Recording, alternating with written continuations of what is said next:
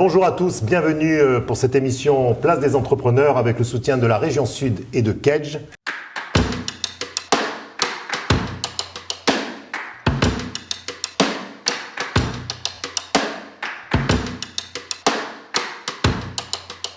Aujourd'hui, émission extraordinaire avec des invités fantastiques. Je les laisse se présenter. Donc, je suis Chloé Touré-Bergan. Je dirige avec mon frère une société qui s'appelle Proclair, qui est une société marseillaise qui se développe aussi à Nice et à Lyon. Et nous faisons du nettoyage avec 450 salariés. Frédéric Ponce, Hobbs Group, premier opérateur postal privé en France. Nicolas Ponson, le cofondateur et co-dirigeant du groupe Redman. On a deux grandes activités. Une activité de développement d'actifs immobiliers, donc de promotion immobilière d'actifs complexes, et une activité d'exploitation hôtelière. Kevin Polizzi, moi je suis le fondateur de Jaguar Network, responsable du B2B pour le groupe Iliad depuis maintenant un peu plus d'un an, opérateur de télécom et opérateur de cloud et d'informatique.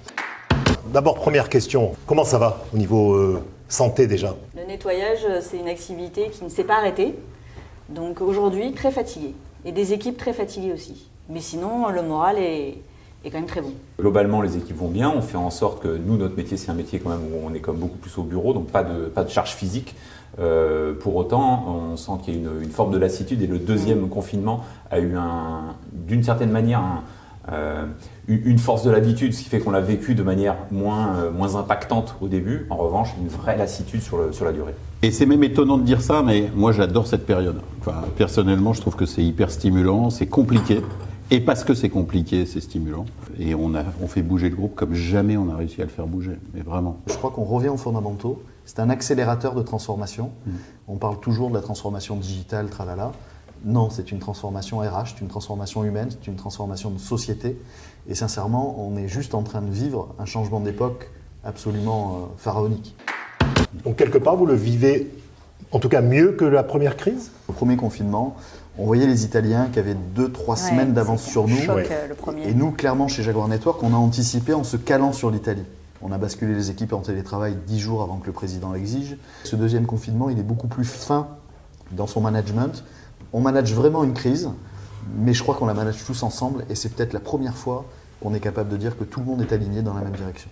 Au premier confinement, il y a eu d'abord le choc, quoi. On ne pensait jamais, on aurait imaginé qu'on arrêterait l'économie, qu'on enverrait tout le monde à la maison. Et c'est là où on voit qu'on a une capacité d'adaptation qui est énorme. C'est-à-dire qu'en fait, maintenant, on vit avec. Il y en aura un troisième puis un quatrième. Bah oui, c'est une donnée du problème qu'il faut intégrer. La seule différence par rapport au premier, c'est que là, on ne sait pas trop quand est-ce que ça va se terminer. Ouais, c'est ça. Et après, sur les deux confinements, il y a quand même une différence aussi. C'est en termes d'épidémie, c'est que c'est pas du tout la même chose. À Marseille, et puis aussi à Nice et à Lyon où je suis, il y avait très peu de cas de Covid. Donc on nous a enfermés alors que vraiment il n'y en avait pas beaucoup. Alors que là, on voit que vraiment on a fait nous des désinfections réglementaires quand il y a eu le déconfinement, mais maintenant on fait des désinfections Covid. Comment pensez-vous que l'État a géré la crise? Est-ce qu'ils ont été proches de nous? Est-ce qu'il manque des choses? Aujourd'hui, il y a cette activité, oui, il va falloir le payer. Et du reste, ça va créer d'autres problèmes. Mais aujourd'hui, il n'y aurait pas ces dispositions-là. On serait mort. Et je crois qu'aujourd'hui, il ne faut pas oublier les TPME qui sont le moteur de la reprise. S'il n'y a pas de TPME, il n'y a pas de loyer, il n'y a pas de conso, il n'y a pas de produits frais, etc., etc. Et donc, je pense que c'est là-dessus qu'il faut maintenant qu'on focus sur la reprise. Le gouvernement, non seulement nous a quand même bien protégés, mais a mis en place rapidement. C'est-à-dire que nous, quand on s'est dit, on a quand même fermé 60% de nos sites, donc c'était mettre 250 personnes en chômage partiel avec est-ce qu'ils vont être payés, comment ils vont être payés, est-ce qu'on va pouvoir effectivement décaler rapidement. Tout a été la directe, ils ont été, tout est rentré dans l'ordre. Est-ce que tu penses qu'il faudrait donner plus de pouvoir aux régions, aux territoires, avec des moyens financiers afin d'être au plus proche de ces entreprises? En ce moment, on est en train de déposer des permis de construire. Alors en fait, là, vous avez 3 mois pour instruire, puis vous avez 4 mois, mais le délai est incompressible, alors ça ne marche pas.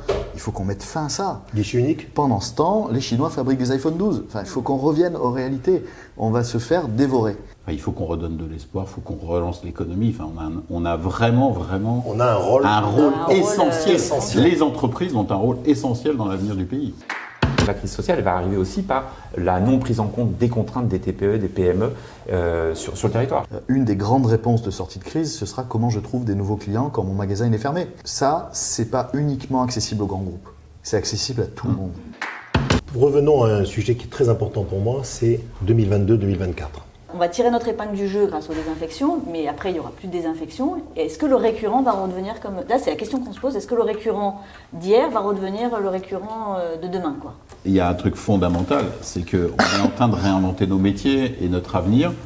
Et moi, je trouve que c'est hyper stimulant. On a vu l'explosion du e-commerce. On a pris en quelques mois 2 ou 3 années d'avance. Cette période-là, elle a permis à chacun d'ouvrir un petit peu la façon de voir les choses et d'accepter le changement. Moi, je rêve d'un truc, c'est que cette métropole soit la terre des entrepreneurs.